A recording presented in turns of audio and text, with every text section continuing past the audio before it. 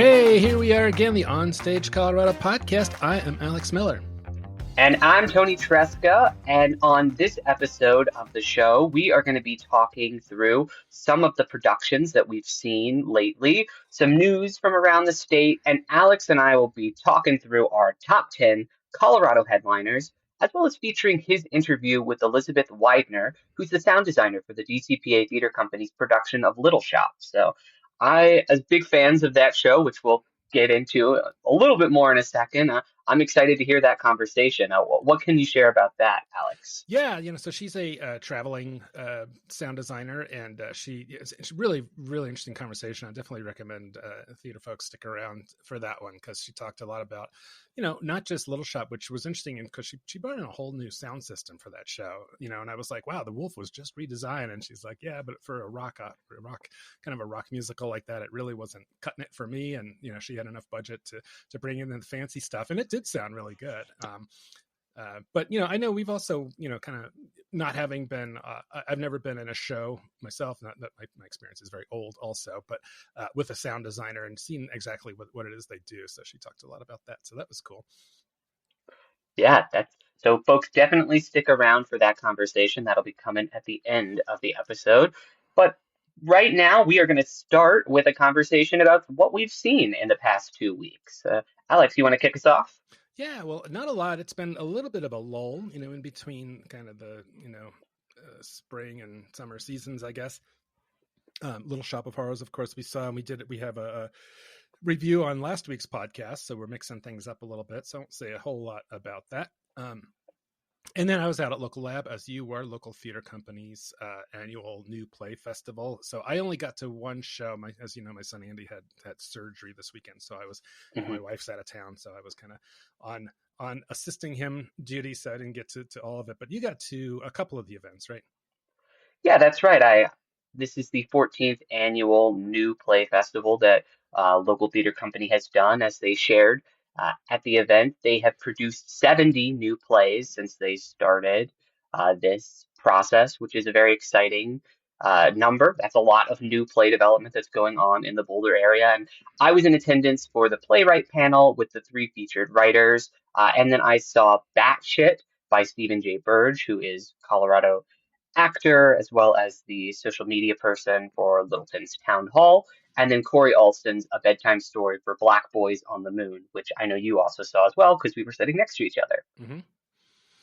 Yeah, so as typical of these types of events, we do not review these plays; they are works in progress. But suffice to say that they had a pretty good turnout and some cool stuff going on. So I'd say it looked like another successful Local Lab. We'll see what comes out of it. Definitely. And there was a lot of love in the room, particularly for Steven's piece, Batshit, which is a mostly solo show. It's him as well as the other character is Siri. There's an actor who plays Right. that performer and involved in the show. And there was a lot of Colorado folks, theater folks in attendance for that reading. Yeah, I was really sorry to have missed that one, because I love Steven, and I was curious to see what it was, but you do what you can do. You can't get to everything, right, Tony? That's right. So what about there's a few things in the news this week to talk about? Yeah, that's right. We got quite a few theater companies who are announcing their new seasons. Well, I figure we'll kick our conversation off with the DCPA Theater Company's announcement. They dropped their 2025-2026 season last Friday, and it features a pretty eclectic mix of shows. I was pretty impressed. There's some pretty interesting selections on here. Including they're kicking the season off with The Happiest Man on Earth by Mark St. Germain. It's directed by Ron Lagomarciano. It's running September 19th through November 2nd in the Singleton Theater. And this is adapted from the New York Times bestselling memoir that tells a remarkable true story of survival, revealing a paradox of joy built on a foundation of grief. Because it's actually based on a memoir of a person who came to age living during Nazi Germany. So it's this interesting dichotomy of how this person lived through this super traumatic experience, but ended up finding a lot of joy in life. Yeah, that sounds really interesting. The next one is a really well-known title, "Cat on a Hot Tin Roof," by Tennessee Williams, and Denver Center Theater Company artistic director Chris Coleman is directing this one. Will be up in early October into November. So this is one I have never seen. I've never even seen the movie, so I'm excited to see this one. I think it's great to have like some of these just it's like the old American songbook. There's kind of like the Great American Playbook too of these plays that don't get produced as often, but they're really great to see. Yeah, absolutely. This is the Pulitzer Prize winning drama set in Mississippi on Big Daddy's birthday, and it's all about the kind of tensions that simmer up when families gather together. So I like you, also haven't seen this one, and I'm very excited to see it being included on the DCPA's season, so that Yeah, we can see this classic staged in a really committed, hopefully well-funded way. yeah. Yeah, next up is Cowboys and East Indians. So this is a two authors on this one, Nina McConaughey and Matthew Spangler, also directed by Chris Coleman. This will be up in January into March, and this is one that we saw at the Colorado New Play Summit in 2023, I think, was it, or was it 2024? 2024. Yeah. Yeah. So this is as the title suggests, there's not Indians from like the American West. They're Indians from India in America, and there's a really really very interesting, very surprising sort of twist in this one that will be something I think people will be talking about, but we will not reveal it. Yeah, definitely curious to hear what has changed since the reading, if anything, as well as how this one goes over with the general audience, the who maybe are just subscribers to the Denver Yeah, Center. I So liked it a lot. The another script. Yeah. another. Oh, go ahead. Oh, I was just saying I liked it a lot. The Me reading, so too. I enjoyed the script. So I'm curious to see how it turns out. Another one from that new play summit is the world premiere of Godspeed by Terrence Anthony. This is going to be going up January 30th and running through February 22nd in the Killstrom Theater. And this is set in 1865, right after slavery has been abolished, and follows a gunslinger named Godspeed who returns to the Lone Star State with a six-shooter, one bullet, and vengeance on her mind. However, when the time comes to satisfy her vendetta, she maybe runs into some ethical questions. Yeah, this is a real gritty drama. It's pretty intense, and another script that I think we both really liked. So look forward to that one. Yeah, I think that this one, of any of the plays that were featured in that new play summit, this is the one I think would benefit most from a full production because you couldn't really get the atmospheric Yeah, quality. It's very Western inspired, very much kind of. It feels like a grand epic, a new American grand epic, which I think feels very exciting, and be very interested to see how that is staged in the Killstrom. yep. Next up is Next to Normal, the musical by Tom Kitt and Brian Yorkey. This is going to be directed by Nancy Keystone, April 3rd through May 8th in the Wolf Theater. That's the big one where Little Shop is currently up right now. And this is the winner of three Tony Awards and the Pulitzer Prize for Drama. It's a musical about how a family navigates their darkest hours and finds the path to a new beginning. I've actually not seen Next to Normal, but Me neither. I hear it's amazing. So Yeah, looking forward to seeing it staged as a part of the DCPA season. yeah. Another Pulitzer winner coming next season in April May is English by Sanaz Tusi. So this is it's set in an adult classroom in Tehran. So they're learning. I guess they're learning English and chasing fluency through a maze of word games, listening exercises and show and tell session, and hope that one day English will make them whole, but it might be splitting each of them in half. So, not often we see Iranian themed plays of any kind, although Denver Center did have one last year, and That's I'm right. trying to remember the name of it. It was a one-man show um, that Avaz. of Oz was also had an Iranian theme. And what's next?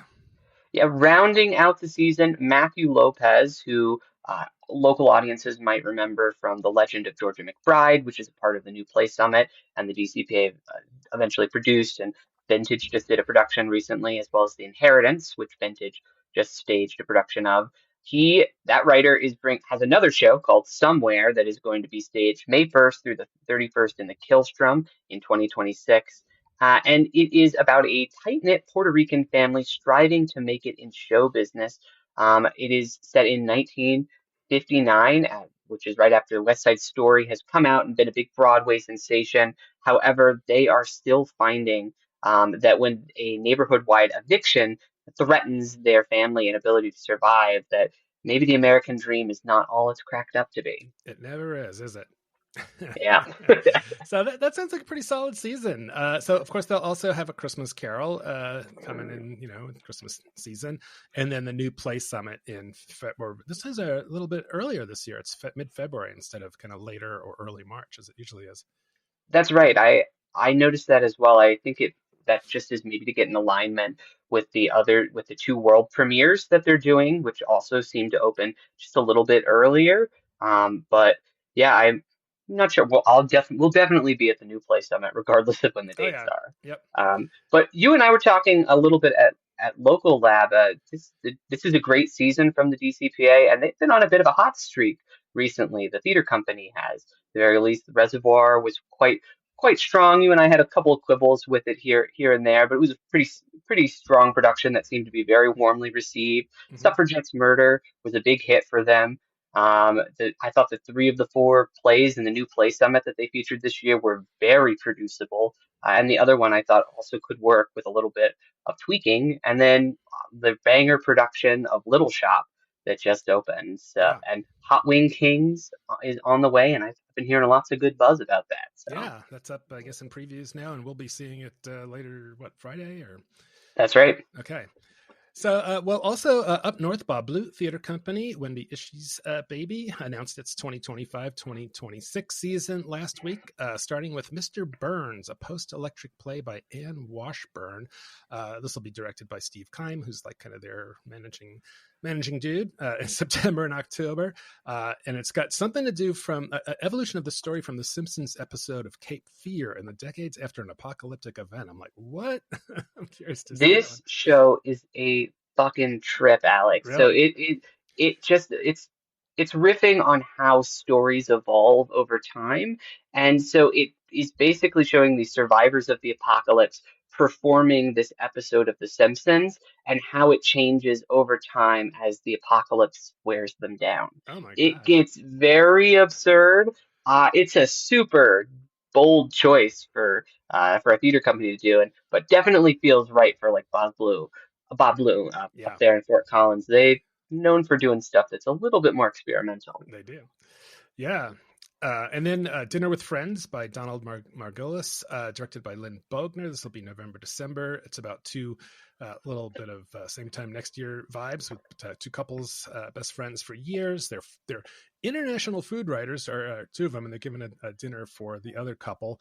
And then they finally find out that one of them has left for another woman. The friends deal with the fallout. So kind of a intense relationship drama there. Yeah, sounds like it. I've not seen that one though, so I don't know for certain. Next up in their season is Rabbit Hole by David Lindsay Abaire. It's going to be directed by Wesley Longacre, February 13th through March 12th. And the play deals with how family members survive a major loss. This is another one I have not seen staged before. Yeah. And then they have wrap up their season with a very familiar title, The Importance of Being Earnest by Oscar Wilde, also directed by Steve Keim. So this will be April, May. It's funny, Andy and I were just talking about this the other day because I've been watching movies with him as he sits there with his broken, his messed up knee, and we watched the first Spider-Man movie with Tobey Maguire, and of course in that film, Kirsten Dunst is in a production of The Importance of Being Earnest, or is it in the second one? Anyway, in one of those two Spider-Man films, and I was saying, man, he needs to see that because he hadn't seen it, so I might head up to Fort Collins for that one, or next year. Yeah, I mean, Importance of Being Earnest is a great satire. It's It is. very funny, very British. You and I have talked about on the podcast before, do shows need British accents, or can you do them in just traditional American fare? I think Importance of Being Earnest does need the British accent since it's all Absolutely. about the Yes. class and the stratification within British culture. And there, if you're doing a show to kind of put butts in seats, there are a lot worse, more lazy picks you can do than Importance of Being Earnest. This one's at least a very funny show. Yeah, hopefully they get someone like Jeff Parker to go up there and help them tune up their accents. Good note. Yeah. Final announcement this week, Film on the Rocks, which is the collaboration between Denver Film, the nonprofit organization that runs the C Film Center, and Red Rocks, is back with a pretty fun mix of films. They're doing 2001 A Space Odyssey, June 9th, Pirates of the Caribbean, The Curse of the Black Pearl, June 23rd, Willy Wonka and the Chocolate Factory, June 30th. That's the original, not the Johnny Depp remake. Hmm. This is Gene Wilder version. Legally Blonde, July 7th, and Shrek 2, August 18th. All right. Cool. Those are. I've never been to one of those. I'm always a little surprised by how they sell out and cost a fair amount of money to go to. But Yeah, $25.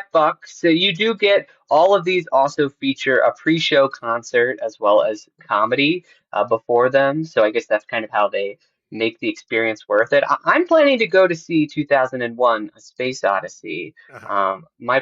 My girlfriend really likes that movie, and so she was like, "I want to see that at Red Rocks if it's Yeah, coming." And so I was like, "All right, I guess we're gonna make the drive." maybe I'll go to that one with you because I've never seen that whole film. Really? I Oh, know. it's a masterpiece from Kubrick, and Yeah. it holds up. The model work is incredible. I would definitely be curious to see how that looks on that massive Yeah. screen at Red Rocks, and also what the vibes are when you're seeing it with like a bunch of Yeah. drunk people out on the rocks. Yeah. And an audience that is used to, the 2025 whiz bang special effects and CGI compared to that. So I just wanted to give another shout out to this Freakonomics three-parter about the theater business. So they just wrapped this up. It's the title, How is Theater Still Alive? And they were focusing in two of the episodes on this show, Three Summers of Lincoln, which just opened at the La Jolla Playhouse with the idea that it will move on to Broadway. So very, very interesting, really interesting interviews with theater the regional theater at La Jolla, the people that run that place, talking about the economics of theater in depth. And so this is, they're talking about these bigger shows, but it definitely has resonance for anybody who's trying to figure out how to pay for theater and get audiences in seats. A couple of items from the New York Times theater section. I noticed David Hyde Pierce, who was in Colorado last year for a reading of some sort, starring in a remake of the Pirates of Penzance that's set in New Orleans. And of course, he plays Major General Stanley with the super fast patter of the Major Modern General at the Todd Hames Theater. Stranger Things has a stage version out called Stranger Things for Shadow. It looks like it's got mixed reviews. Oh yeah, that one looks it looks very, very spectacle driven. I did check out the documentary about it that Netflix released. It's Mm-hmm. called Behind the Curtain: Stranger Things, The First Shadow. And it really goes into the how they made it over in London. So it was originally mounted on the West End before its current transfer to Broadway, and talking a lot about the writing process, it particularly because the one of the writers from the show is the head writer of this production, and Uh-huh. um, she makes some pretty interesting statements about theater, where she's like, you can't do cuts from different places on stage. You can't do anything that requires like monologues or like intense things where Huh. you need to connect with the actor. And I was like, That's not true. I don't know if that's actually true. I Yeah. think that maybe you just are not thinking about theater. You're thinking about theater from definitely the perspective of a filmmaker, Yeah. television person. And so I thought that documentary was definitely revealing. And it's funny, they just spend a lot of time obsessing over all of the technical elements, but not really that much about the story. Yeah. You don't really Interesting. hear that much about it. That's interesting. So that's a film about a play that's based on a TV show. That's right, Alex. It's getting real meta and Yeah, heady. yeah. They had one other item in the Times I just wanted to mention because I thought it was really cool. They said that so there was an episode of a production of Sunset Boulevard on at the St. James Theater, and last week the power went out, and so the actress Nicole Scherzinger grabbed a bullhorn to sing "With One Look," and there was some video of that on there that was pretty cool. Yeah, Sunset Boulevard is not a musical I care for, but this production of it seems like it's made a lot of really interesting choices. They're integrating a lot of video element, And Nicole as the kind of the lead character in that has been getting rave reviews. I would not be shocked if when Tony nominations come out, she's on that list, and she's definitely looking like a front runner to win. So Yeah, that's cool to see that that's a cool example of how the show goes on even in those absolutely. difficult moments. Yeah.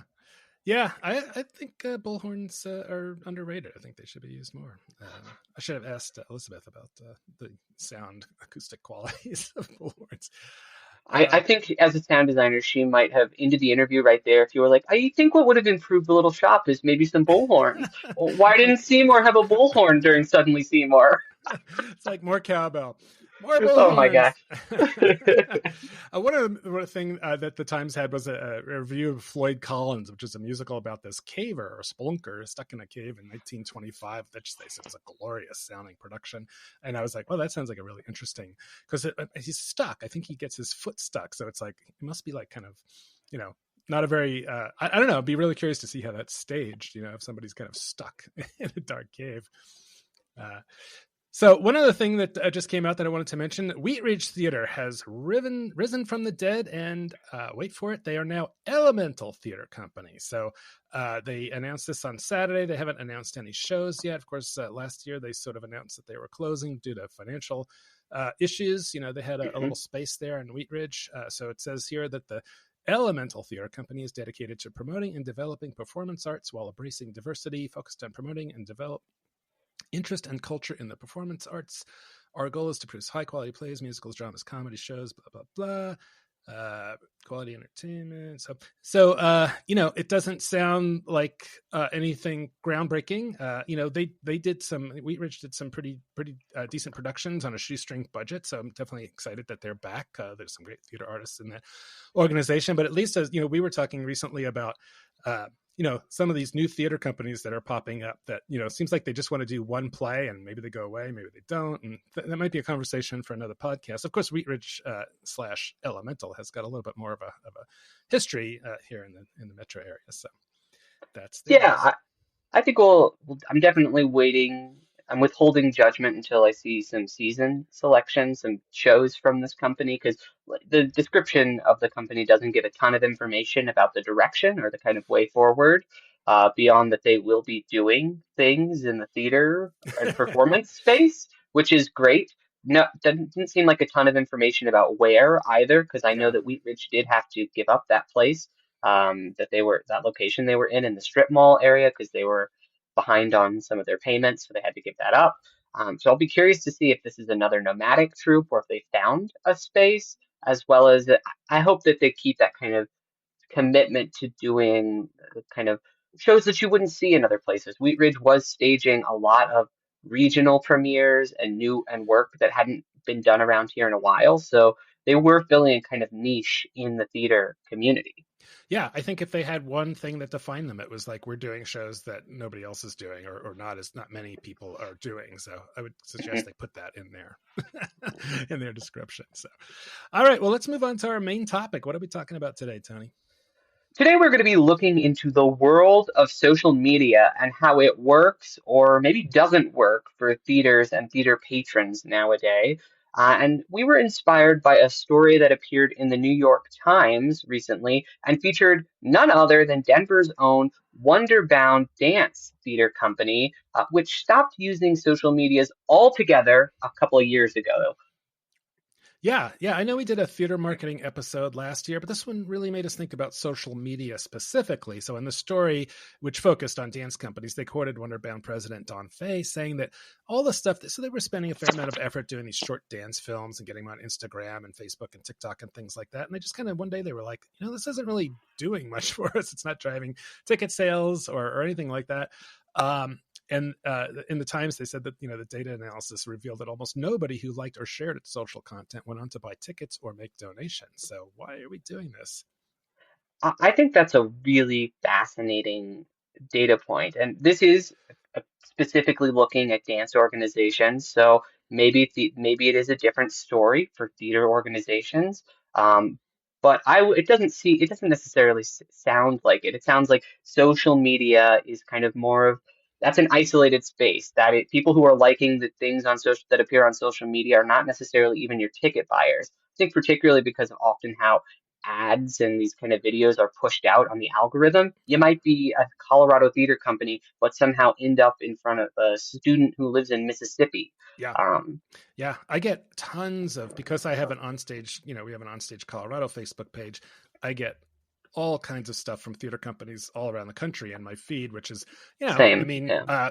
it's kind of interesting. Sometimes I'm like, oh, this would, but a lot of times I'm like, I don't care what the Skokie, Illinois, whatever theater is doing. So, but Facebook, as we know, has been a cornerstone of theater marketing and also for the theater community here in Colorado. It's where a lot of people, have conversations and sometimes, some weird back and forth. But it does show diminished returns, like you said, as the algorithms clutter everyone's feed, and the event discovery features have seriously declined in effectiveness for theater companies, which is one of the things I came across when I was researching this.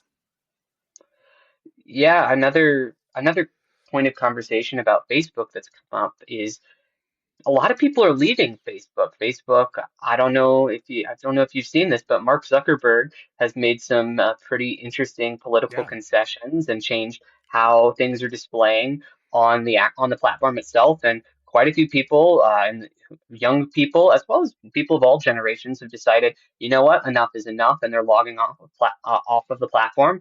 In one of my classes, actually on digital marketing, somebody raised a question. They were like, well, so a lot of these strategies are based off of like Facebook and Instagram focus, but what about as people kind of leave these platforms? Do you have any other strategy to reach people? And I think that was a really interesting salient question that's going to continue to always be an issue as because platforms are always going to change. Facebook was very hot and is definitely continues to be utilized by the theater community, but I also would if you are only putting your content out on Facebook, I think you're limiting who you're actually going to be able to connect to, because not everybody wants to make a Facebook account in order to get information about auditions. They just don't. And yet that kind of is the expectation within our community right now in a lot of ways. So I think that's something as we kind of think about social media and how it evolves is definitely something to consider. Facebook definitely was a main way to communicate and it can still be an important part of your toolkit. But if you are only posting your stuff on Facebook, don't be surprised if this only the same couple of people are showing up and responding and engaging to your stuff. And kind of related to that point, I think that at, as audiences continue to migrate to other places, theater marketers need to be thinking about that. I think that means investing in more short form videos on TikTok, YouTube, Instagram, and you can even put those on Facebook Reel. That's one of the kind of good things about these short form video content is you can put them on multiple platforms where people are. But I think those are all really important things to consider. Yeah. Yeah. And even though Wonderbound's experience was that there wasn't doing a lot for them, I still think those things are important. And they're really not that hard to do, especially if you've got rehearsals going on and you're getting closer to opening date. You should have some pretty decent stuff you can grab from rehearsals or, so you can do some other fun stuff with the actors. So, and, it's not just about being on these sites, it's about how you use them. So like, you might think about TikTok as a visibility platform, not so much a place where it's going to sell. It's not going to link to tickets that great. So you can build awareness there, and then some of these other video socials, and then steer them to where they can buy tickets or learn more about your show. So when you think about creating a content strategy that actually works, it's not just throwing stuff up, hurriedly posting shit on Facebook or whatever, And some theaters in Colorado are taking advantage of the fact that theater is a super visual art form. So why not use that behind the scenes footage from rehearsals, and some other theaters have done things where the actors are out in the community nearby, kind of doing some plugs. I think Betsy has done some stuff like that, and Miner's Alley. It's that kind of stuff really outperforms traditional promotional material. So people want to see the human side of your theater. Totally agree. Also, to shout out that the Denver Center has been doing some really excellent short form video marketing recently. Everything from for the Hot Wing King, they just released some behind the scenes making of the real chicken wings versus the fake chicken wings that they made for the set, which I thought was that's a cool way to kind of tease that show given the themes of it. And then for Little Shop of Horrors, they've been releasing clips of the actual songs, like the doo wop Yeah. number. They released part of Suddenly Seymour. So really giving people, they're like, we know you want this. We know you want to hear these songs to kind of judge if you want to buy a ticket or not. And so they're giving people that, and it seems to be responding. They're getting a good reception, it seems, on social media. Yeah, and when you're posting these kind of things on social media, I think authenticity is key. There was a story about socials on the shorty site that said people want to connect with the person behind the business, not just the brand. So I think that kind of general promotional content just doesn't cut through anymore. So people actually want to see the show, or better yet, the actual actors. I've never met an actor who doesn't want to participate in the video or kind of Yeah. help get the word out about their show. So if you've got them all in rehearsal, why not utilize them? Yeah, and so some of these sites were, in some of the I guess analysis they've done of these is that motion draws more attention than still photos, and if you've got music, it does even better. So, and of course, if you're doing a musical, it's almost a no-brainer. A quick 50 to 30 second clip can perform really well. Another thing to think about when you're doing these kind of social media things is there an opportunity for collaboration here? So if you are a theater who is partnering with a restaurant, or you have a sponsorship or a kind of trade deal that you're doing with them, maybe consider going and shooting a video over there with them and then tagging them in that post, or even adding that as a post that they can share to their followers as well, because social media is a social platform. So the more you have, if you can tap into their audience, that gives you an even better chance to sell more tickets. Yeah, for sure. So when you think about audience targeting, it's a little trickier, but if you want the content that you're creating to to perform, you need to think about audience segmentation. So there's some of these analytics tools that are available now that reveal pretty detailed audience demographics. Like the social media aggregator Hootsuite reported that one company learned that 90% of their users who referred others were between 18 and 34 years old. So I'm not, I guess I'm a, whatever boomer Gen X person. And I don't, when I see like, refer somebody, I'm like, no, I'm not going to do that. But apparently maybe younger people do. So good to know. Yeah, I think that's why different strategies for different platforms are essential. So, Instagram stories, for instance, can reach younger fans and you can add a link on those stories to actually buy the tickets directly. Whereas on TikTok, probably a better platform for discovery because it's a little bit harder to actually include the ticket link. So, TikTok is a little in Instagram, they may seem similar in terms of the kind of short form content that you can post to both, but how they actually are able to be utilized by the users are vastly different. So you need to consider that. Yep. And hashtags is another way to help surface your content. So story about socials on this musical writers website talked about creating hashtags related to the show's subject matter rather than just the theater hashtags. So the example they use is, if your show is about Frida Kahlo, consider what hashtags might attract Frida Kahlo fans who aren't traditional theater fans. So that's kind of a weird reference, but you can think of other ways, where if you're talking about, I don't know, whatever, an LGBTQ play or something, or another particular area of interest, Latino, whatever it is, just go beyond like just hashtagging your theater. Yeah, I think that's a really good point and also speaks to how you should be thinking about developing content. Don't necessarily think about it for folks with a theater background, all of it. Yeah, you can make some stuff for theater TikTok or whatever to kind of connect with the theater folks, but some of your social media stuff should be designed to connect with the general audience and or people who might just have a passing interest in whatever the subject matter of your show is. That's another thing that you really need to highlight. And don't forget about your newsletter. Most theater companies definitely have a good list of dedicated fans, but your email strategy needs to differ between existing subscribers and your new contacts. I mean, your loyal patrons need different messaging than someone who's never attended a show in your space before. Yeah, and that's definitely another level of effort. But today's platforms like Mailchimp or Contact or HubSpot can make it pretty manageable to slice and dice your audience that way. But you do have to do the work to set up those lists and tag people as they come in. But email newsletters, I mean, email is this thing that won't die. It's like all these amazing things, interesting social platforms and direct messaging and all these things have come along. Email is still kind of chugging along as a way that a lot of people get these newsletters, and all theaters have these lists that they've built. And if you're not sending out a newsletter at least twice a month, you're probably not doing enough to make the most of that. Yeah. And what about some strategies for people trying to think beyond social media? Those people who we mentioned earlier who are totally off social media now. How do you reach them? Yeah. Well, of course, word of mouth is something that theaters will always say, is huge.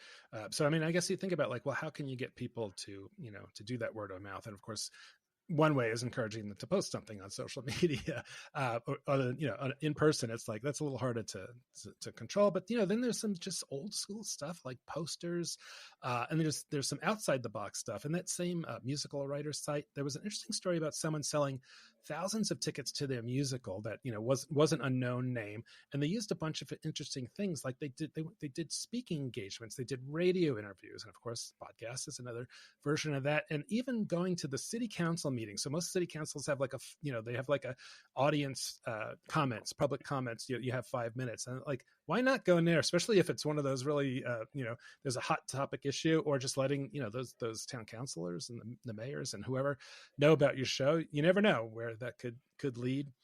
And I thought that was just thinking, doing some different things. Yeah, that person also approached local hotels about the production they were doing and told managers about the musical because people are always asking hotel folks what to do nearby when they're staying because they may not be familiar with the area. So if you can get your show in the ears of those hotel folks, maybe you can get them to recommend what you've got going on. Yeah, especially if there's a hotel with an actual concierge. So another great idea I loved in that story was that they went out and contacted groups that rent buses, and I'm not sure how they found them. Maybe they talked to the bus company, and they convinced to get some of these groups to come see the show. So it's interesting. When I saw once at Town Hall on Friday. I forgot to mention that. There was a bus from the Windcrest. I think it's like a seniors uh, uh, village or community in Highlands Ranch, and it's like reach out to the local senior center and say, hey, we'll give you a discounts or whatever. Yeah, and I think that's a really easy way to do it because you can also then kind of create that special experience for them, including letting them in a special entrance close to where the bus was parked, and those ticket discounts you just mentioned, of course, like anything to get butts in seats. I mean, rather sell tickets, even if they're slightly discounted, than not sell them. Yeah, yeah, that's whatever, however many butts are in that bus. That's a lot of seats to fill. So great ideas. So, what are your big top takeaways for theater marketers looking to bust out of the social media rut in 2025, Alex? I mean, I think it really boils down to diversification, and not putting all your eggs in the social media basket, or any one basket. There's just a lot more to promotion than just posting and scrolling. And I think it's also important to remember that a lot of this stuff is either free or inexpensive, and we've talked about this in our marketing presentations. And there's also a lot of really great tools, especially there's ways to use AI to make some of this stuff a lot easier to produce and get out there. Yeah. And I think the other thing that I would keep in mind as you're developing your marketing tactics in 2025 is authenticity and how you're building community with your marketing. So successful arts organizations are the ones who are creating genuine connections, whether that's digitally or in person. So I think focusing on personalized content that showcases your theater, its mission, and its excellent employees and the people whom you work with, rather than just generic kind of promotions like your show poster or whatnot, and just pushing that out on the algorithm. I think those more human things that remind people of the people who are creating the art that you're putting on in your spaces, that's what attracts people. That's what gets people to click, share, and more importantly, buy those tickets. Yep, absolutely. All right. Well, hopefully that was some food for thought for our theater folks out there. And we're going to take a short break to hear from our sponsors. Yet another non-social media way to get the word out, right? And then That's we'll be right. back with our top 10 Colorado headliners, plus my interview with sound designer Elisabeth Weidner. Support for OnStage Colorado comes from the Boulder Ensemble Theater Company, whose production of The White Chip runs through May 4th at the Boulder Dairy Center. Straight from its critically acclaimed run off Broadway, The White Chip is the true story of one man's journey from alcoholism to recovery in a play the New York Times described as laugh out loud funny and gasp inducing self inflicted tragedy. Tickets at betc.org. OnStage Colorado is brought to you in part by Miners Alley Performing Arts Center, whose production of Ring of Fire runs May 9th through June 29th. Ring of Fire is a high-energy jukebox musical that brings the legendary songs of Johnny Cash on stage, weaving his iconic hits into a story of love, resilience, and the American spirit. Tickets at minersalley.com. We're also supported by Curious Theater Company in Denver, presenting Exhibit May 1st through 25th. Written by and starring Regina Taylor, Exhibit is about an African-American woman, Iris, who recalls pieces of her childhood as she integrated a school in Muskogee, Oklahoma. Tickets at curioustheater.org. Also supporting OnStage Colorado is Rocky Mountain Repertory Theater in Grand Lake. Their 2025 summer season runs from June 6th all the way to September 5th and includes Disney's Frozen, Guys and Dolls, Footloose, and Nonsense. Find tickets at rockymountainrep.com. OnStage Colorado receives support from the Colorado Springs Fine Arts Center at Colorado College, presenting Sister Act May 1st through 25th. When disco diva Dolores Van Cartier witnesses a murder, she's put in protective custody in the one place the cops are sure she won't be found, a convent. Disguised as a nun, she finds herself at odds with both a rigid lifestyle and upright Mother Superior. Tickets at fac.coloradocollege.edu. OnStage Colorado is brought to you by Colorado Candlelight, featuring Bright Star from April 10th to June 8th. Inspired by a true story and featuring the Tony-nominated score by Steve Martin and Edie Brickell, Broadway's Bright Star tells a sweeping tale of love and redemption set against the rich backdrop of the American South in the 1920s and 40s. Tickets at coloradocandlelight.com. All right, we are back and ready to hit this week's Colorado headliner. So these are some of the upcoming shows we think you should know about, and in no particular order. Tony, what have you got to start? I'm kicking us off with a new immersive show. It's called Remember Me. It's going to be up in Aurora's The People's Building May 1st through the 11th. And this is the debut show from One More Time that they're doing in collaboration with Two Cent Lion Theater Company. And this show explores the relationship between a daughter, father, and the technology that we've seemingly left behind. The show unfolds in the Moot, that's the Museum of Obsolete Technology that this character's father built but hadn't opened to the public yet. So now this character is opening it to the public, and when she does, she realizes that these pieces of technology have memories of her father. And so then you kind of use the old technology, like a Game Boy, old cameras, an overhead projector, to kind of piece together puzzles and solve these mysteries. Oh, wow. That sounds really interesting. Cool. I'm going to do two headliners at once here, and they are both Romeo and Juliet. And so, R&J is certainly probably the most famous, if not one of the most famous of Shakespeare's shows, but you don't see it done that often. So it was interesting to see that two of them. So the first one is done by Lightbulb Theater Company, which I've never heard of. They're doing a circus adaptation at the Woodland Park Library. So that's kind of down near Colorado Springs, May 3rd through 11th. So it says that the Montagues are feuding circus families full of acrobats, clowns, and ringleaders. So amid the stunts and dramatic spectacle, Romeo and Juliet fall in love in secret, risking everything. So that sounds pretty interesting. And then Upstart Crow in Boulder at the Dairy Center, May 1st through 18th, is doing more of a straight up Romeo and Juliet, but it's set in the high society Regency era of America with gender nonconforming twists to beg the question, what if queer people were allowed to exist in high society? What if they were allowed to exist loudly? So that one is going to be in Boulder. Isn't that crazy that it's Romeo and Juliet, you start from the same script, the same source material, and you have these two very radically different productions, Circus Family, and then this kind of queer, gender nonconforming R&J. I think that just shows the richness of this text, that we're able to mine it in so many different directions and do these different adaptations that, I don't know. I'm curious in seeing both of those, I think particularly the circus one. I've never High Flying Circus R&J. Yep. My next pick is it's another one in the Aurora area. It's being done by Vintage Theater. It's the regional premiere of Ride the Cyclone, running May 2nd through June 8th. And this musical is very big on TikTok. It blew up a couple of years ago. The songs were being passed around. Clips from productions were being blown up. So I haven't seen if Vintage Theater is doing a ton of TikTok marketing with this one, but it would be appropriate. But the plot for this musical follows the lives of six teenagers from a Canadian chamber choir whose lives are cut short in a freak accident aboard a roller coaster. When they awake in limbo, a mechanical fortune teller invites each of them to tell a story to win a prize like no other, the chance to return to life.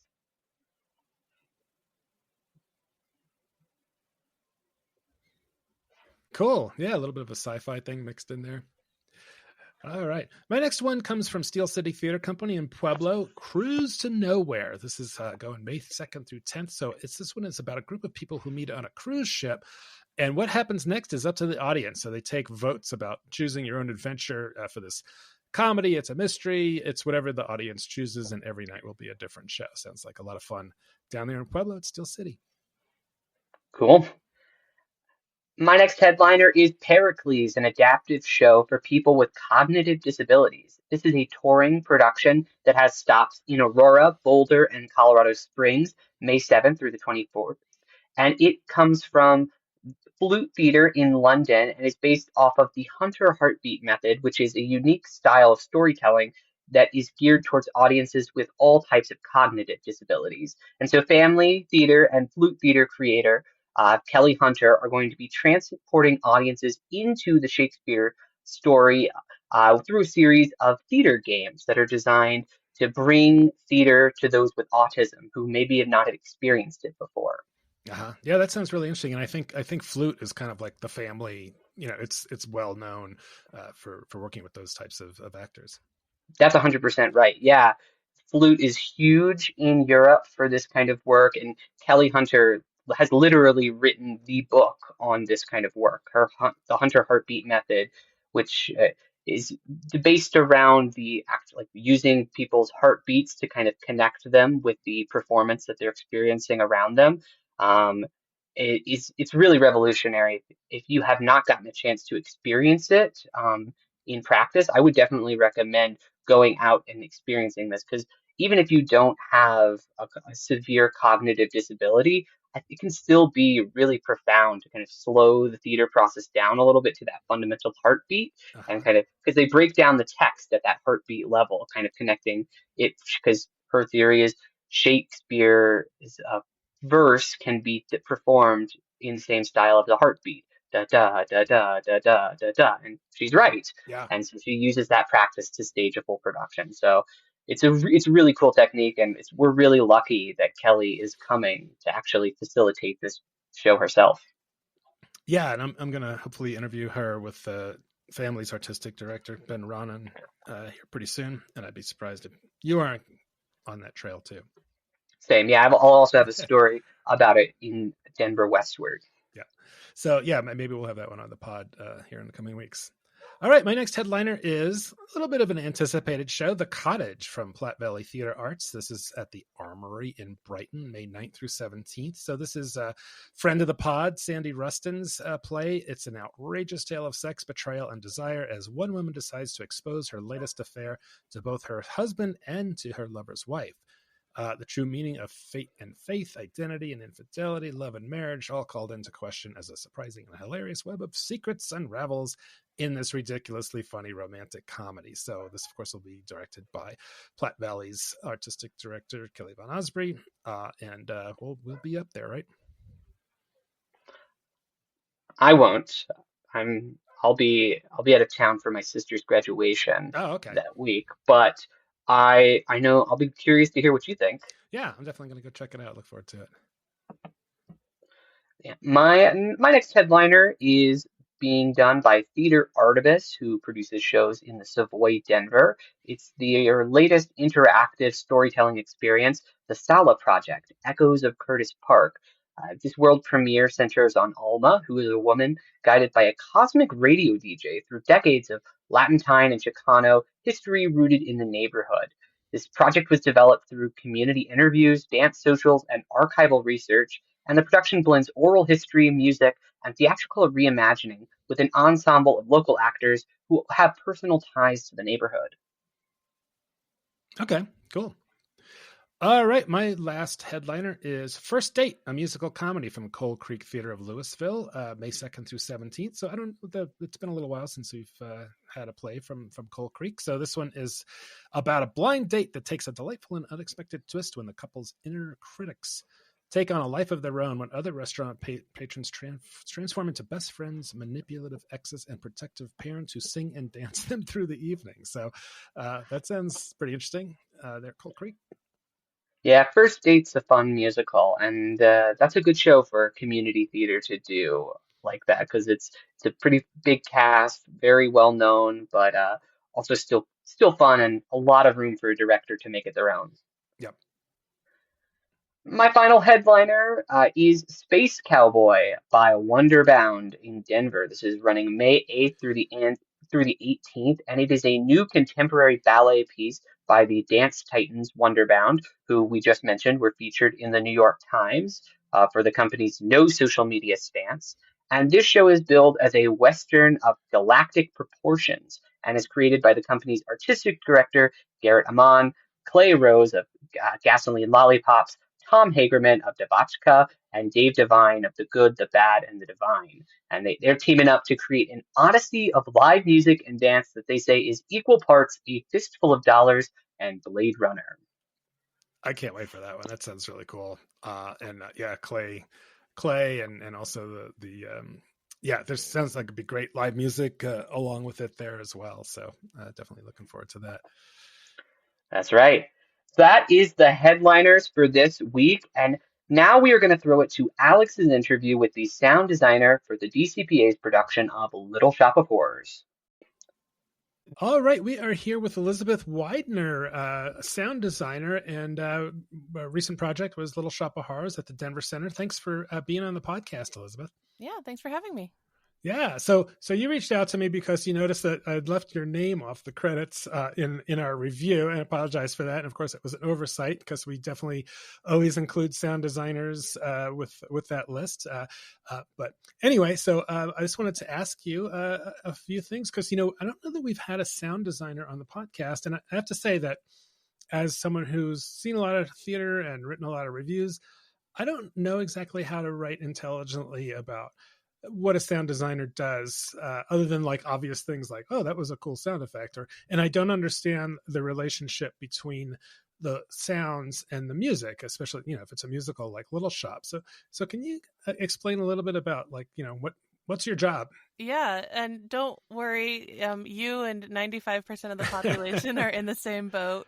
I know it's very mysterious. It's, black magic. We can't see it, but we expect it to be perfect. So, so basically the sound designer in theater, and there's a sound designer in film and television and broadcast events, live events. So all of these have crossover areas, but my focus is theater. So that's what I'll talk about. Everything that you hear in the show is the choice of the sound designer. And the method by which you hear it is the choice of the sound designer. So, for example, Little Shop, all of the speakers that you heard, the main speaker system that you heard on that show, I spec'd those speakers. I brought them into the space. They're going to be there just for this show only. They're a rental package. I felt like for a rock musical, the system that was already in place was not going to be powerful enough.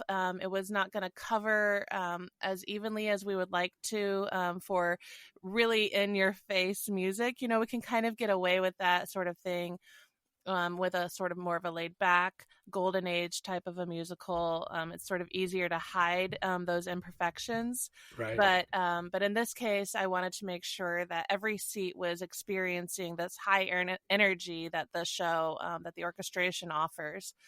So that's the first part. And in order to choose those speakers, the brand that I used is L-Acoustics. They're a very high-end maker of speaker. They have a lot of cool software that goes along with it. So we were able to use a prediction software. Basically, we have a drawing of the space. we put the speakers in the software where we want them to be and see what happens in the seats. We can look at the coverage pattern before we even put them up.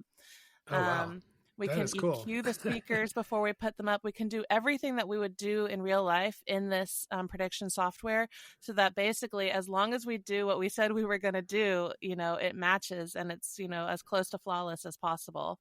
So to do that, do you map the auditorium like almost like a digital twin kind of thing? Yeah. So we have a Vectorworks drawing or an AutoCAD drawing, just some kind of, CAD drawing that we can import into this L-acoustic software called Sound Vision.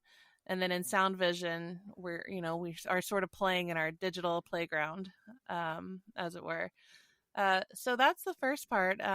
That's sort of my foundation. After that, I'm choosing microphones that the actors are going to wear, microphones that are going to be used in the pit by the musicians. I'm also writing sound effects, including, it's a pretty sound effecty show, I would say, for a musical. It's hit or miss with a musical, but usually musicals aren't full of sound effects. And I'd say we had, a good 20 or so sound effects in this one.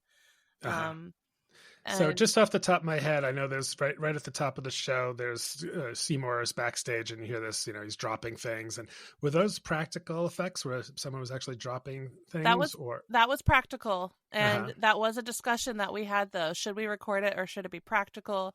Should we have his microphone open when we're, when whoever, I don't think it's Seymour dropping. I think it's a stagehand that's dropping something. But we even went through several different sort of like crash components. Like the first thing that we heard during tech, what sounded too like low endy, it was like really cardboard wood and stuff like that. And I still don't know what the material is that's being dropped back there. All I know is that we wanted it to sound sort of, a little more alarming, a little more high end. And so to me, it sounds like there's like some metal, maybe some plastic, some lighter materials. And I do think that our sound engineer, Megan, might have his microphone cracked open a little bit so that we can, sort of get on the front edge of that sound. But not all the way, because we don't want to make it sound like it's in front of us. We still want it to sound, far away. Right. Yeah. I just wanted to go back a little bit. So I was surprised to, so you probably know the Wolf Theater has been recently renovated and redone and everything. So, Chris Coleman, the director, when you said, all right, I need to rent a bunch of expensive audio equipment, did he say, yeah, right on? Or was he, how did he react to that? Because I mean, is that unusual? Well, no, it's not unusual. It happens all the time. Every department is given a specific budget, and the budget is more or less theirs to do with what they choose. In fact, when I came, that was my first show at the Denver Center. I've never worked there before. And when I came out for a site survey, Chris and I sat in the theater, and he said, our space sounds great. It's been recently renovated. It is tricky though, because it's very high and very wide. So to cover everything and also stay in budget and also, kind of have a visual aesthetic that we're after, that the whole team is after, that's a lot of T's to cross. So he said, we've had some challenges before, with this seat sounding great and that seat not sounding great, just as far as coverage goes, not like quality of sound. And so, my answer to that is, then we need a different speaker system. There's no world in which the speaker system that's hanging, that's not covering completely perfectly, is then going to like work somehow. You okay. know? So, so I spec'd a system. I put forth, what I wanted, and they made it happen. It was amazing, actually. Right. So can I ask, how did you get this particular job? How did you wind up doing the show for the Denver Center? So in this side of the industry, everything is kind of word of mouth at this point. I don't really knock on doors with my resume. So for this particular job, the resident sound engineer Megan Holdman, who I think you've actually interviewed. She runs the Greener Colorado, Greener Oh, Theater right. Colorado. That's right. Yeah, we Yeah, just had her on a couple of weeks ago. yeah, she's amazing. Um, she's worked for me before in California. We've actually known each other for 10 years. I was the sound director of a theater company in the Central Coast of California called Pacific Conservatory Theater, PCPA. And she came out and was an intern for me one year in 2015. And then she was overhire engineer for me in 2019. So she came back a second time. So that's a good sign that we clicked. And then, a sound designer was needed for this show. And she sort of just kind of off the record messaged me and said, "Are you available during this time? Are you interested? I'd like to, tell my bosses about you." And I said, "Please do." And that's how it happened. So yeah, we had her on the podcast to talk about Greener Theater Colorado, not about sound design, but yeah, I did notice that that's her day job. So so she's the sound engineer. Mm-hmm, that's right. Can you talk a little bit about the relationship between the sound engineer and the sound designer? Yeah, it's probably the most important relationship in my department. So I make a lot of decisions about what's going to happen, even into the programming of the console that she's using. I'll decide, like, I want there to be a vocal group, and I want there to be a band group, and a drum group, and a sound effects group.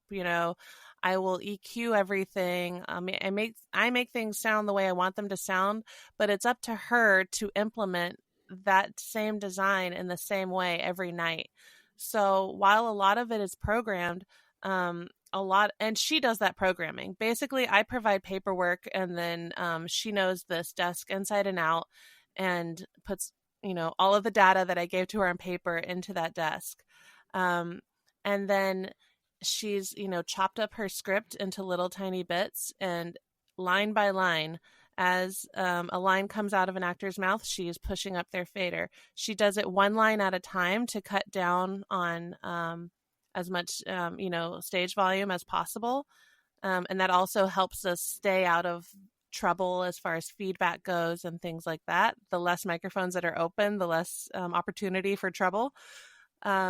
So she does that line by line. It's a lot of work. It's so much work. And it's like, it seems like one of the most underappreciated yet most important jobs, because no one turns around and applauds her at the end of the show, but they will definitely look at her if she's squeaking and squealing on the stage, Right. Or if somebody off stage has got a live mic and says, "Oh shit," or something like that. Exactly. So yeah, I didn't realize that. It makes sense that you would definitely not want live mics all over the place if they're not actually singing, but it seems to me like it's an awful lot of work. And how many people are on the board to do a show like that, to track all that? Just one. That's just her. Okay. Yeah. Wow. I mean, we're kind of both involved, and the sound supervisor, Alex Billman, is also involved in, we're putting it all together, sort of as a team. But at the end of the day, she's the only one that's there for the show. And if an understudy goes in, it's up to her to make those changes, as far as any changes that need to be done to a microphone, with EQ, with placement, whatever. If somebody is sick and the quality of their voice changes, she just has to make those calls at that time. Wow. And she has like many scenes in her board, so she can do something in one way for X amount of time, and then when she's done with that, she'll hit a button and sort of start fresh new scene. And so now she's got a new set of faders to work with, and it's a really involved process, and she's great at it. So I'm glad to have her on this team for sure. That's great. So in terms of all the shows that you've done, how did Little Shop stack up in terms of the challenge? The biggest challenge was just making sure that, the sort of high price rental that I brought in did what I said it was going to do. And I think it definitely did that. I've gotten nothing but positive feedback so far. And after that, there were no more challenges.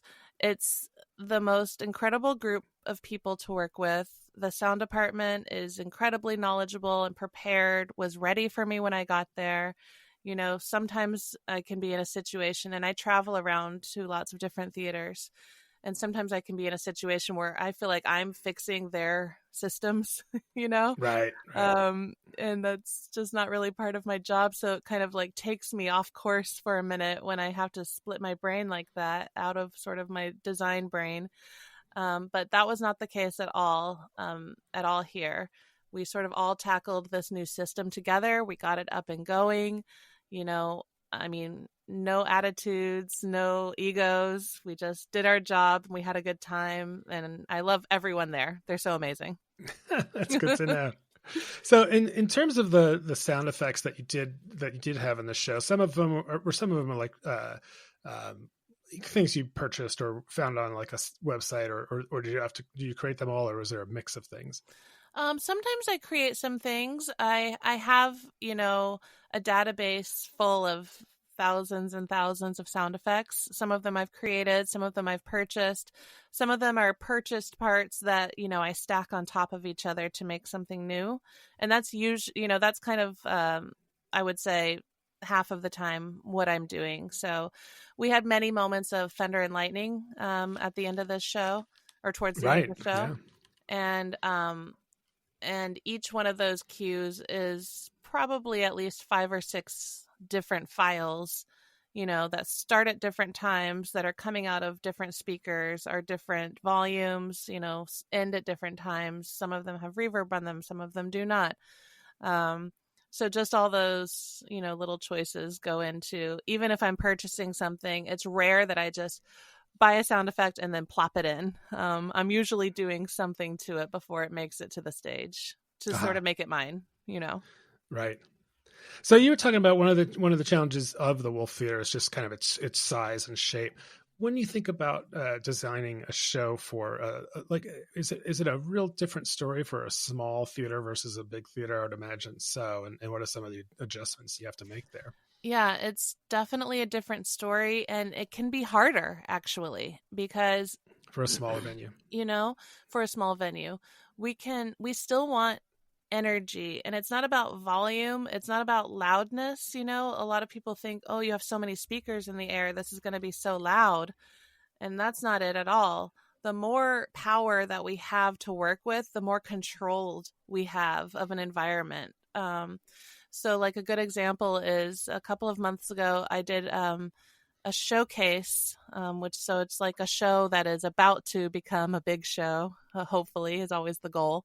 And we were in this part of the process called a showcase, where we're not just doing a reading in plain clothes, but we have all of the elements, scenery, lights, sound, etc. We have a paying audience, but it's not a fully developed show yet. So the showcase I was doing was called Watcher in the Woods. We did it at a small theater, Urban Stages in New York City. The capacity is, I think, 75. And the theater is just a square. It's a perfect square. It's like cinder block walls, and that is the worst case scenario for sound. Sound does not like symmetry. Yeah. Sound does not like hard surfaces. Mm-hmm. And they had their rep plot was 2 12-inch speakers hanging on a truss facing the audience, and that was it. So I thought, okay, I cannot produce a great musical like this. And I was actually given a really great gift by Martin Audio, who is another super duper speaker manufacturer. And they sort of let me use a small sound system of theirs for that showcase. And, I had 2 12-inch speakers as mains. I had 6 6-inch speakers going around the house for surrounds so that I could move sound effects around. This particular show was kind of a family like horror show. It's a spooky ghost story. So I was able to, use these speakers to travel sound around behind us, in front of us. I had 2 on the stage that were facing. And I had 2 subs. So all in all, I had, a close to a 20 speaker system. And the challenge there was to make sure that the exact symmetry of that room wasn't fighting against me. B, we had a lot of energy, in music and vocals that we were pushing to the audience.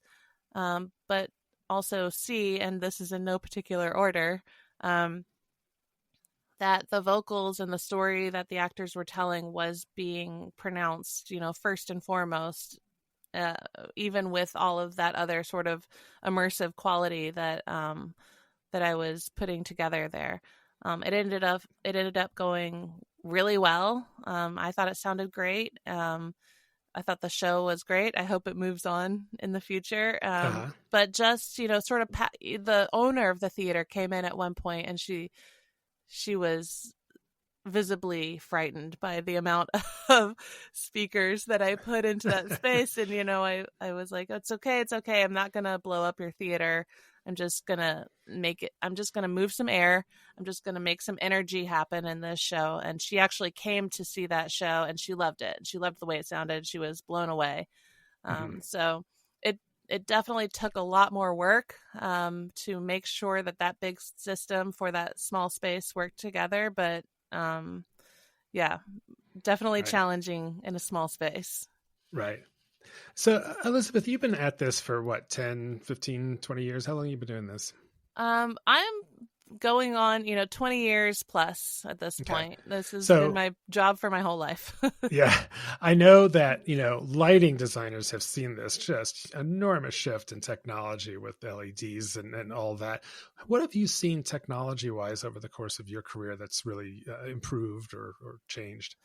Yeah, same thing for sound, and not just in speakers, in microphones, and various softwares that we use. There's just software for everything now to help us be more precise in our jobs. We're metering the level of the show every night on Little Shop. We're watching what the amps that are powering the speakers are doing to make sure that they're safe and okay. We have this playback software called QLab that we're sending all of the sound effects out of. And when I first started, we would have like 6 CD players in a rack for sound effects. And, my paperwork would be like CD A track 1, and then the next sound effect would have to be on CD B, because you would have to have time to like switch CDs in and out of CD players. We certainly couldn't edit anything back in the day in real time. We would have to sort of take notes, go to our studio, recut something in Pro Tools or whatever. At that time it was when you were like bouncing audio out, it would bounce in real time only. So even if you messed up 1 second of a 20-minute long cue, it still takes 20 minutes to get the end product out of there again. And that's not the case anymore. So just, things are a lot quicker. There's a lot more tools available to, help us be really precise. And it's kind of a double-edged sword, I'll say, because you either learn this stuff and get on board with it, or you don't. Right. And your job changes to something that, includes the processes that you've always been used to. But it's definitely a learning curve and keeps growing, every day. Yeah. Right. So I wanted to ask you, maybe this is the advice column part of it, but so and also what do you wish audiences heard and appreciated about the sound design of a theatrical performance, and what would you tell someone like a theater writer like me what to listen for, and what to kind of call out or that kind of thing? Yeah. Well, the first thing to say is that if you didn't notice the sound, then we did our jobs right. You shouldn't be taken out of the moment because of a microphone or a speaker or a sound effect. Everything that we're doing should be enhancing your experience as an audience member. I did right before this, I did a show. I did Much Ado About Nothing at PCPA in California. And it was a straight play. We did not use any microphones. It wasn't a musical, but it was pretty sound effect heavy. And I had a lot of speakers. I wanted to make it pretty immersive so that it felt like the audience was a part of the experience, not just like watching a movie that was coming at them from the front. And I got a really great review just from someone who I don't know, who posted about how immersive my design was, because she knew that she was watching, this actor who was supposed to be walking into a movie theater in the 1940s because of the support that, my design created. It didn't take her out of the moment. And if what my flickering of the old tape hadn't been there, if sort of like the humming of the generator when they flipped the bull switch, turning the power on in that building hadn't been there, then she wouldn't have felt like she was really experiencing what she experienced. And it's a fine line. I never want to put something in for the sake of putting something in, and it's not a movie, so I'm not gonna Foley, I'm not gonna make a sound for every time someone takes a step, opens a window, creaks a floorboard. But if the story calls for something that we need to help enhance the moment, that's what I do. And so I guess I would say, if the sound is not taking you out of the moment, then we're doing our job. If the sound is helping you, if you get chills when you hear those girls, sing their like great harmony high notes together, that's an applaud to the sound team. I have to say, we could make that really bad and nasty, and if it's good enough to give you chills on your arms, then we did the right thing. If you feel like you're in a thunderstorm, when those moments are happening, then we're doing the right thing. So I would say, if you feel like you're being supported by the design, then that's an A+. Mm-hmm. Hey, one other question I wanted to ask. So let's say I'm working at a 100-seat theater in wherever, and they're like, "Okay, you're the sound designer." I'm like, "What do I? What advice do you have for someone who a theater that doesn't have the luxury of being able to afford to bring in a sound designer? What are some of the basics that you would say, like, well, at least do this?" Yeah, make sure we can hear vocals. Make sure we can hear band. Make sure we're paying attention to as much of the technical aspects as possible. So even if you only have 2 speakers and 5 microphones and a 12-channel mixing console, you still have the idea of gain staging, right? It's like plugging in your iPod to your car radio. If your iPod is at 100, then you can only turn up your volume on your radio a little bit, and you don't have a lot of room to play with, So in order to gain stage correctly in that scenario, we would have our iPod at like 50% so that we have more room to mess with our volume on our car radio. Things like that we can always pay attention to. We can always pay attention to EQ of things to make equalizing vocals to make them sound more natural.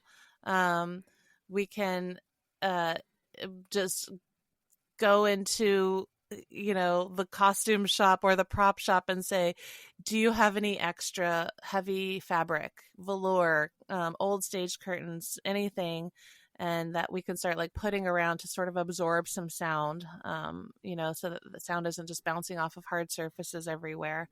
Creative troubleshooting is also very much a part of the job of a sound designer, and I'm sure that I speak for all of us when I say we've all been in that situation. It's more often than not that I have puny budgets and I have to have clever ideas. So definitely not a foreign case to me. Okay. Well, what's next for you? What do you know what you're doing next? The next thing that I'm doing is Holmes and Watson at PCPA. It's a sort of a Sherlock Holmes mystery play. Uh-huh. And then after that, I'm doing a brand new work called I and You at McCarter Theater, which is on the campus of Princeton University. And I'm very excited about that because I love to do a new work. I love to develop something brand new. There's a great design team that's associated with it, great creative team, directors, everyone. So I'm super excited for the PCPA show because that's kind of my artistic home. So I love to go back. And they also just got a new sound system that I'm excited to hear. Excited for this Princeton show, McCarter show, because you never know what can happen with a new work. All right. Well, Elisabeth Weidner, sound designer extraordinaire, thanks so much for coming on the OnStage Colorado podcast and making us smarter about sound. Thank you for having me. All right. Well, that was a great conversation with Elisabeth. Yeah, she was a lot of fun. She was talking from a little closet that she was in New York, really appreciate her taking the time to walk me through all that stuff. Yeah. So, what is new or upcoming on the site soon that people can look for, Alex? Yeah, well, it's like I said, it's been a little bit of a lull, but we have a bunch of new shows starting up. So one of them has actually been up for a little bit. Bright Star, Candlelight. We'll have a review of that, plus the upcoming Hot Wing King that I'll do. Silent Sky from the Theater Works at the Inn Center in Colorado Springs from Judith, and then Sister Act at the Fine Arts Center, also in Colorado Springs, and then you're going to have one from Ride the Cyclone. So lots of stuff coming up. Yeah, and next week in your podcast feed, it won't be a full episode like this, but there will be something special for you. Alex and I are cooking up a review of the 2021 Pulitzer Prize winning play, The Hot Wing King, which is going to be making its regional premiere at the DCPA this Friday, May 2nd. We're both going to be there, and we intend to share our thoughts. As I mentioned before, I don't know a ton about this play beyond the plot summary that's featured on the company's website, but I have been hearing a lot of really, really positive things from people who have attended the previews. So that's made me really excited to check this one out. Great. Yeah, sometimes I like going in blind. I have no idea what this is about, but yeah, entertain me. So if you want to stay up to date what's going on in theaters and comedy venues and dance and all that kind of stuff across the state, subscribe to the OnStage Colorado Theater Blast newsletter, which comes out every Thursday. Yeah, and if you like what we're doing here, please consider leaving a review wherever you are listening now. And I know some of you have actually been doing that. I've been seeing some new reviews coming in, iTunes and Spotify. So thank you so much for those 5-star reviews. It really means a lot. And please tell other theater lovers in your life about this podcast here. We are the only podcast devoted to talking about live theater 2 times a month. So help us share the word about what we're doing here. Yeah, absolutely. All right, well, that's all for this week. Thanks so much for listening. I'm Alex Miller. And I'm Tony Tresca, and we'll see you at the show.